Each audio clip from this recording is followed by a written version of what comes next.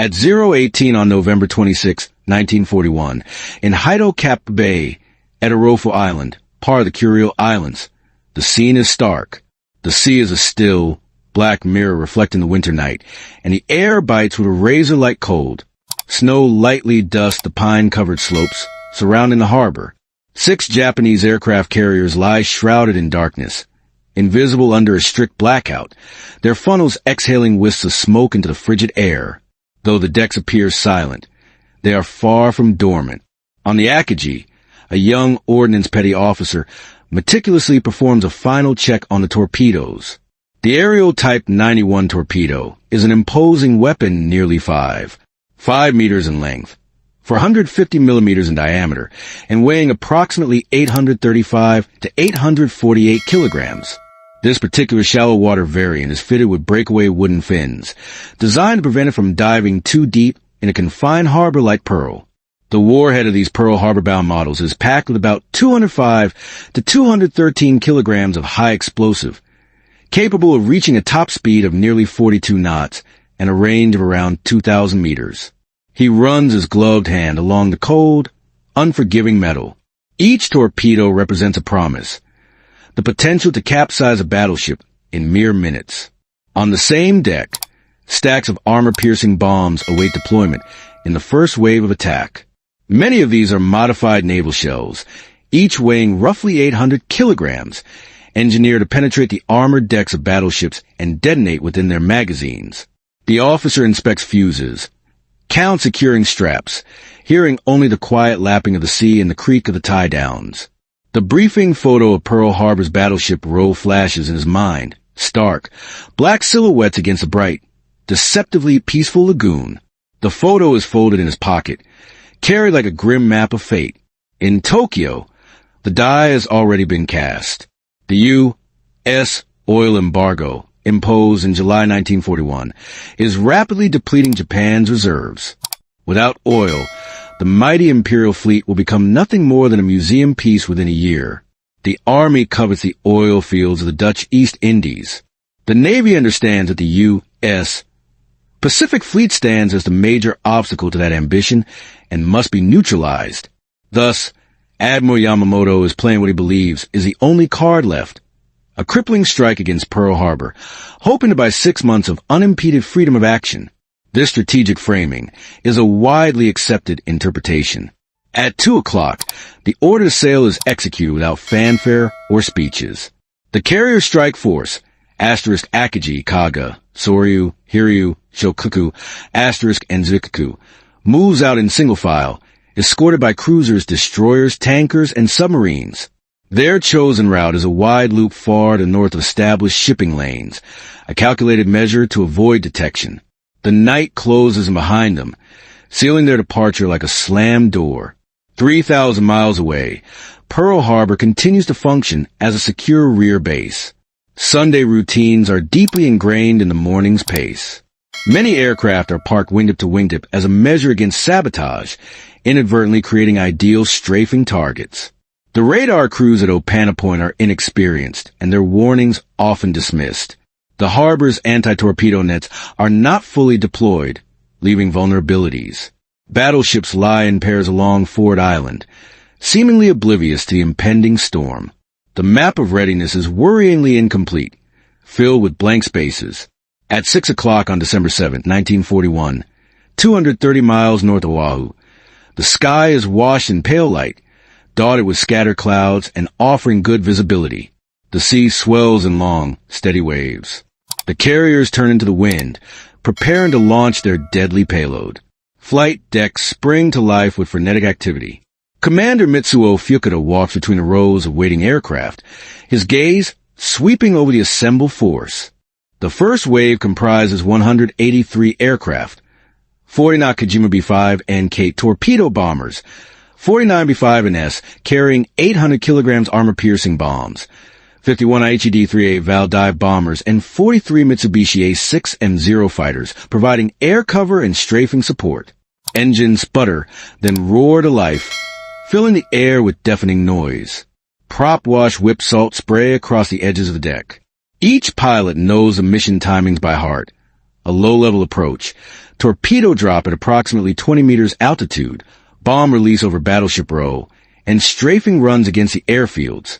Type 91 torpedoes are designed to be dropped at speeds of up to 180 to 200 knots and still run true, thanks to their sophisticated stabilizers.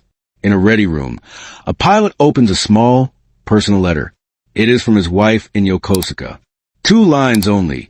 Come back. The child is learning to walk. He folds it carefully, tucks it into his flight suit, saying nothing. He checks his watch. At 6:10, the first wave lifts off, one by one. The carriers shrink behind them, fading into a dark smudge on the horizon. The formation stretches out toward Oahu, flying low over the water to evade American radar detection. They are detected anyway, briefly. At 7:02, the SCR-270 radar at Opana Point picks up a large blip on the screen. The report is misinterpreted as the expected arrival of B-17 bombers from the mainland. The warning is lost in a miscommunication, dying on a phone line. On Ford Island, a U.S. sailor, a fictional character, stands watch beside a 5-inch/25 anti-aircraft gun. The barrel is pointed skyward, theoretically effective up to 8 to 9 kilometers against aircraft. However, in practice, it requires time, skilled spotters, and readily available ammunition. He is preoccupied with thoughts of breakfast. He hears the sound of approaching aircraft and assumes it is just another routine training flight. The harbor air is warm and still. The water is deceptively calm. At 7:40, the Japanese strike group breaks into designated attack elements. Torpedo planes descend to wavetop level. Dive bombers begin their climb to attack altitude. Fighters spread out, preparing for strafing runs. Fukuda looks down and sees the harbor laid out before him with unsettling perfection, as if arranged for a formal inspection. He raises a signal flare, the prearranged signal to attack. He cannot yet comprehend the events that will unfold in the next 90 minutes. He knows only that this is the last moment of calm before the storm breaks. On a tactical board in his mind, there are only numbers, devoid of emotion. Torpedoes per battleship bomb aim points. Fuel calculations of the return journey. His focus is absolute, concentrated. This precarious calm ends at the very edge of contact. The strategic map has been fully drawn. Japan's carriers are in position. America's fleet is in harbor. The sky is open, and a fatal series of misunderstandings has sealed the impending disaster. The strike is no longer a plan. It is a falling object, unstoppable and inevitable. 7:48 on December 7th, 1941, Pearl Harbor, Oahu. The sun is already high in the clear blue sky. A gentle wind drifts down from the Kola Range, rippling the surface of the lagoon. The harbor presents a serene, almost idyllic scene, resembling a peaceful Sunday painting. Battleships are moored in pairs along Ford Island. There are no visible oil slicks, no telltale signs of smoke. The visual signs of war are absent until the first torpedoes strike the water. Fukuda's flare arcs downward, signaling the attack. The first wave executes its attack plan with precision and deadly speed. Nakajima B-5 and Kate torpedo planes skim the water at mass height, a mere 15 to 20 meters above the surface. They're Type 91 torpedoes, each 450 millimeters in diameter and approximately 5 long, enter the water with their wooden fins snapping off, designed to run shallow at roughly 42 knots for about 1.5 to 2 kilometers. The warheads of these Pearl Harbor-specific models carry around 213 to 235 kilograms of high explosives. White wakes cut through the water, heading directly toward Battleship Row. On USS Oklahoma, a deck watch spots the incoming wakes and shouts a warning. The first torpedo slams into the port side with devastating force. A second quickly follows. The ship begins a slow, agonizing, and ultimately impossible roll. Men trapped inside pound frantically on bulkheads as the deck becomes a wall, then a ceiling. The capsizing is completed in mere minutes. By the end, Oklahoma will become a watery tomb for hundreds, for 129 of her crew will perish. Across the row, West Virginia absorbs multiple torpedoes in rapid succession, the impacts rocking the massive vessel. California begins to settle in the water, her fate sealed. Each impact is like a violent line dragged to the water, erasing stability. On Arizona, the catastrophic blow comes from above. Level bombers release 800 kilograms armor-piercing bombs. Converted naval shells transformed into aerial plungers. One bomb penetrates near the forward magazines. The resulting detonation is a cataclysmic explosion, like a cathedral collapsing in on itself. A towering column of black-orange fire erupts skyward. The ship breaks apart and rapidly sinks. In a matter of minutes, over 1,000 men are gone. The final death toll on Arizona reaches a staggering 1,177. The harbor's pristine colors vanish under a thick pall of oil, smoke, and fire. Fighters sweep low across the airfields, strafing anything that moves. A 6M0s rake Wheeler, Hickam, and Ford Island with relentless machine gun fire. U.S. planes are parked wingtip to wingtip, easy targets for the attacking aircraft. The strafing turns them into piles of burning kindling. Over 180 American aircraft will be destroyed by the day's end. Hangars are pulverized. Fuel trucks explode in balls of fire. The sound is not a single battle, but 100 small fires igniting simultaneously. On Ford Island, the U.S. sailor fictional at the 5-inch/25A gun frantically yanks open lockers. The 127 millimeters barrel of the gun can hurl a 24 kilograms shell up to about 8. For kilometers vertically, its effective surface range is around 3 kilometers. But the first minute is consumed by fumbling with cables, searching for keys, and general confusion. He hears the words, "Air Raid Pearl Harbor. This is no drill," and feels as though time itself is stretched to accommodate the enormity of the moment. He shoves a shell into the breach. The mount elevates, targeting the enemy. He fires. The gun kicks violently, like a door being rammed. Smoke momentarily blinds him. He fires again. The rate of fire is slower than in training, because the gun crew is still assembling, men rushing to their stations. Nearby, 50 caliber machine guns and 1-inch Chicago piano quad mounts finally erupt from rooftops and decks, adding to the cacophony. Tracers stitch patterns across the sky. Some Japanese planes wobble, trailing black smoke, signs of damage. But most keep coming, relentless and unwavering. The defenders are waking up inside an avalanche of fire and destruction. At 8:20, USS Nevada gets underway, attempting to escape the carnage. She is the only battleship to attempt a run for open water. She navigates past burning hulks, her wake cutting a path to the debris-filled water. Dive bombers spot her and swoop down like hawks. They score hits fore and aft.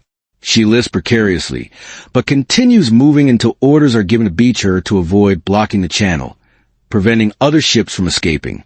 Her valiant attempt is a small act of agency in a sea of utter surprise and devastation. At 8:54, the second wave arrives. 171 aircraft planned, 167 launched.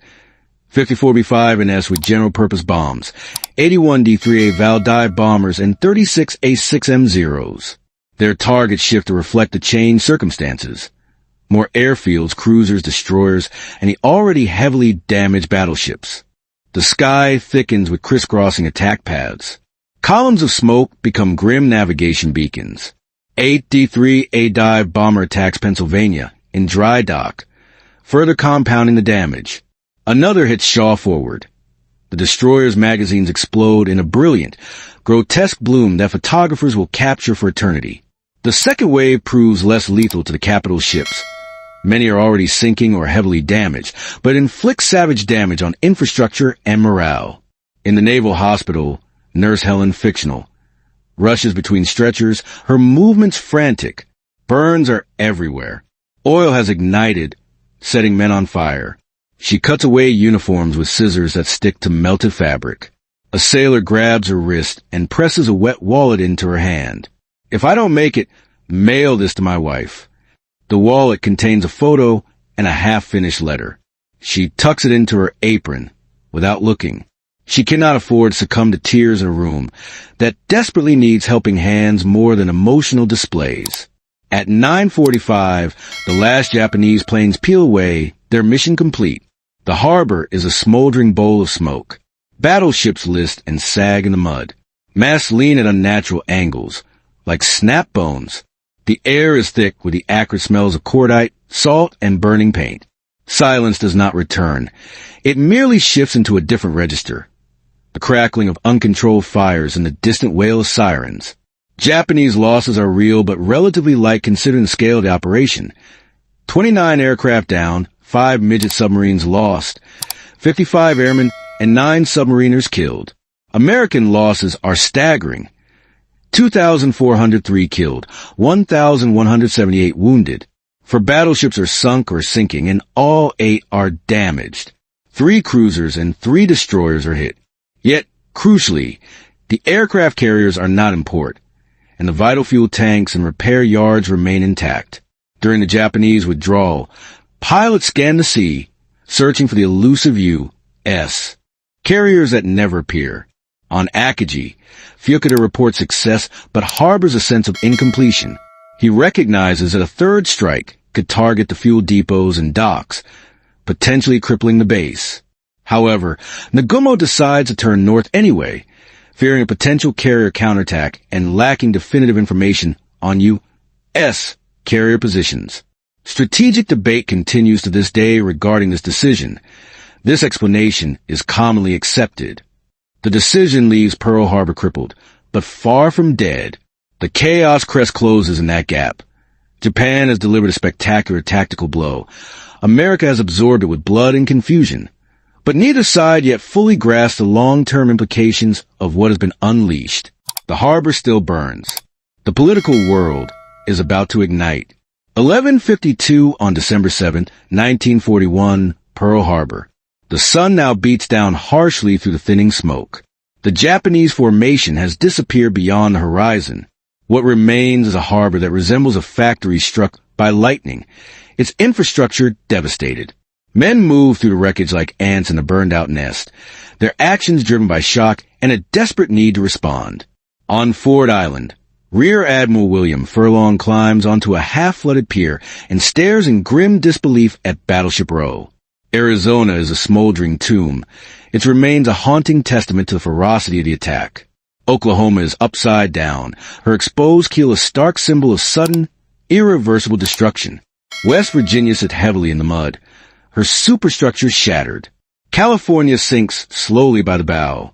Nevada is grounded further up the channel. He offers no speeches, no grand pronouncements. Instead, he points, assigns salvage parties, and orders firefighting efforts to contain the spreading oil fires, preventing the entire anchorage from becoming an inferno. The harbor is no longer a base. It is a battlefield that must be rebuilt even as it continues to burn. In the wreckage of Arizona, a petty officer, fictional, named Tom, crawls along a tilted deck, the water reaching his waist.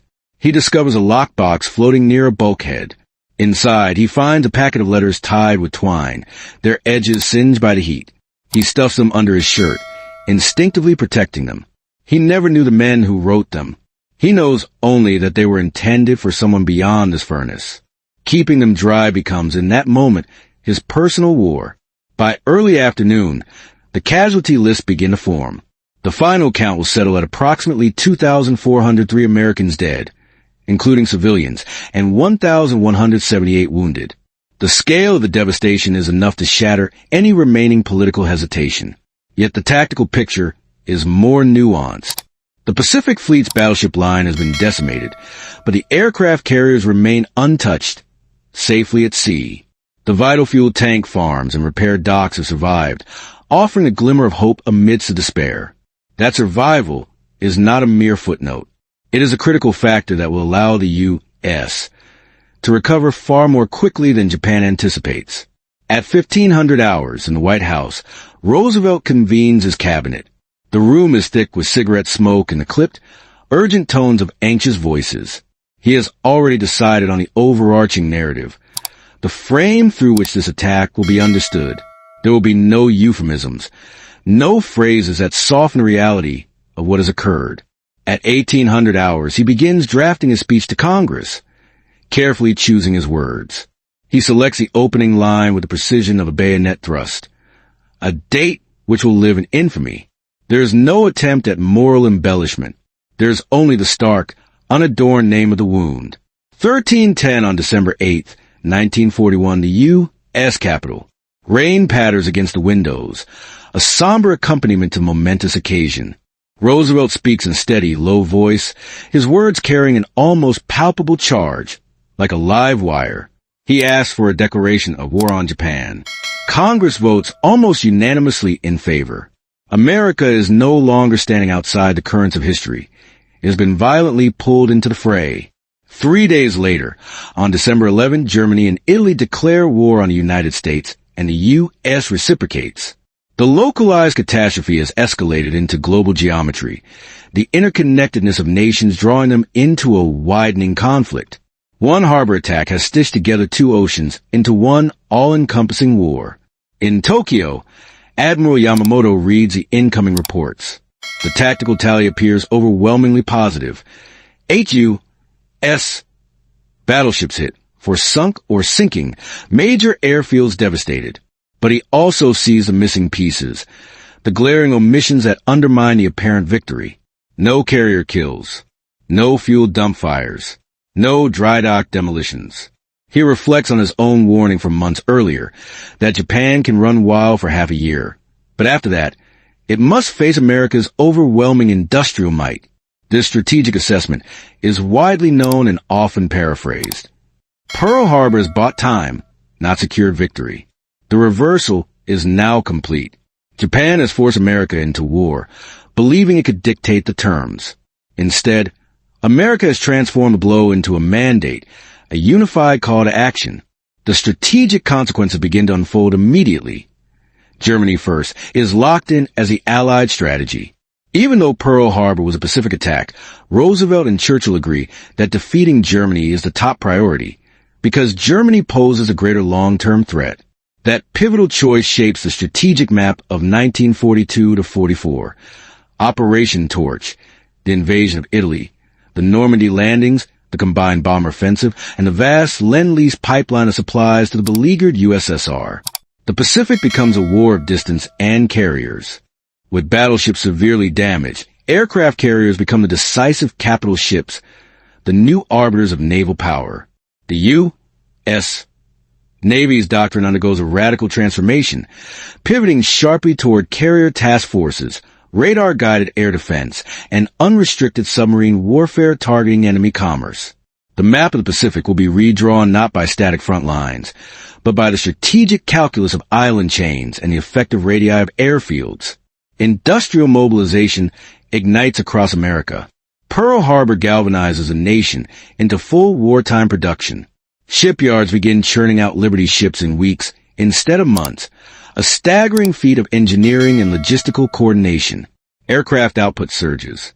The U.S. becomes a logistical engine of the Allied war effort, supplying the materials needed to fight on multiple fronts. The war evolves into a contest of factories, as much as fleets, a battle of industrial capacity. Around these grand movements of strategy and national will, individual human lives continue to play out their smaller, more intimate dramas. At the Pearl Harbor Hospital that night, Nurse Helen sits on a stairwell, exhausted, the wet wallet still clutched in her apron. She finally opens it, seeking a brief respite from the horrors she has witnessed. Inside, she finds a black and white photo of a smiling woman holding a toddler. A letter contains a single poignant line, "Sunday, I'll be home soon." With hands that have already washed away too much blood, she writes the mailing address on a tag, carefully attaching it to wallet. She sends it because that is what it means to survive an event bigger than oneself, to carry something precious for someone who didn't. Weeks later, salvage divers will hammer on the hull of the capsized Oklahoma, desperately searching for any remaining survivors trapped within. The tapping code is simple. 3 knocks, pause, 3 knocks. Sometimes, a faint reply comes back from inside, a desperate signal from the depths. Sometimes there is only silence. The harbor becomes a graveyard that still listens, holding the secrets of the dead. The legacy of Pearl Harbor is not solely defined by the destruction and loss inflicted, but also by the crucial lessons imparted. Strategic memory. The U.S. internalizes the imperative to never again be caught unready, a guiding principle that shapes future defense policy. Pearl Harbor becomes a permanent reference point for intelligence reform, the establishment of robust early warning systems, and the strategic importance of forward deployment. Technological direction. The development and deployment of radar, carrier aviation, and anti-submarine warfare technologies accelerates rapidly under the intense pressure of war. The fundamental shift away from a battleship-centric mindset toward an air-sea integrated doctrine becomes irreversible, reshaping naval strategy for decades to come. Geopolitical map. U.S. Entry into the war ensures that the Axis powers will face a coalition with overwhelming material and industrial depth. The post-1945 world order.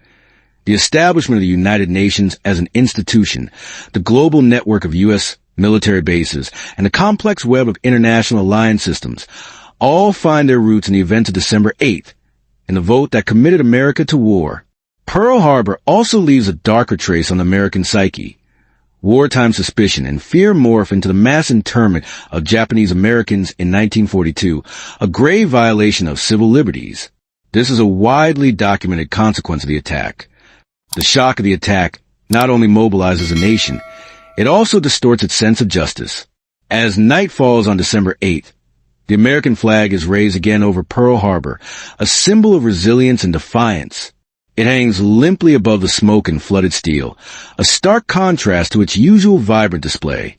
A bugler plays taps nearby, the mournful notes echoing across the devastated harbor. The notes are short and plain, devoid of any unnecessary flourish.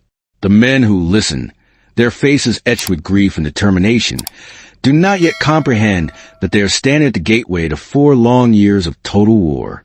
They know only that the map of their lives has been irrevocably redrawn by a single morning of torpedoes and fire.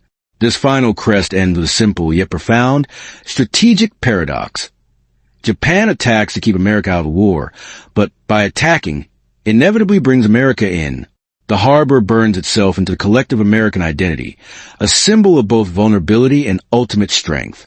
The war widens across the planet, engulfing nations and redrawing borders. And every future map of World War II begins in some way, with the white wakes cutting to the tranquil blue waters of that fateful lagoon.